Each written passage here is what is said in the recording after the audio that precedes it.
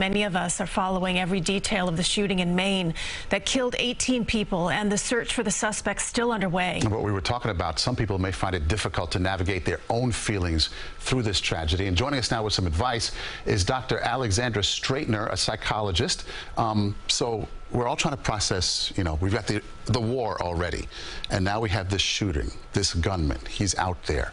What is I guess it's not a one-size-fits-all situation, but how should we start to think about this and process it, in your view? It's a great question, and I don't think that there is a one-size-fits-all answer for how we process this. But what I will say is that it's extremely important that people consider their own mental health at this moment.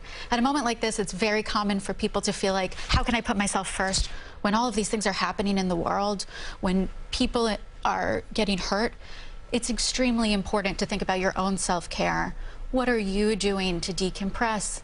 That's the best way we can be of help to other people. There's a saying in my field, you can't pour from an empty cup, and that's extremely true in a situation like this. It really is. So that's the adult side of this. What about the youth side? Many parents at home watching right now, waiting for their kids maybe to come back from practice here today.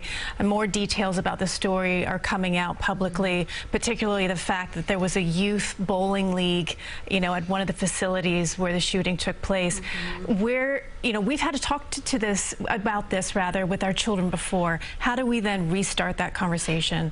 Well, the first thing I would say is you may be having this conversation at a different point in your child's life, unfortunately, because this is something that we're seeing happen chronically. So you want to think about where your child is developmentally.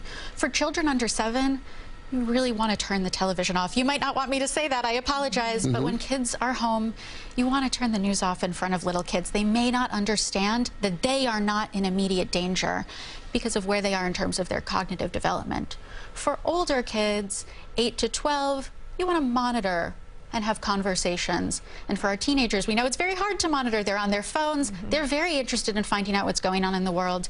And it's important that we're having conversations. Let your kids know it's okay to talk about their feelings, and you want to hear what they're thinking, and also reassure them that they're safe and that there are people who love them. It's so important that we're reminded of that at a time like this. And to those of us who feel the need to fight through it and push through it, it's okay to be not okay, right? I mean, isn't that true? Absolutely. To let it out? Absolutely. It is absolutely okay to be not okay. And if you're feeling that way personally, I understand that at the moment. It's really hard to be okay at this moment. If you're feeling like it's hard to function, that's when you should reach out and ask for help.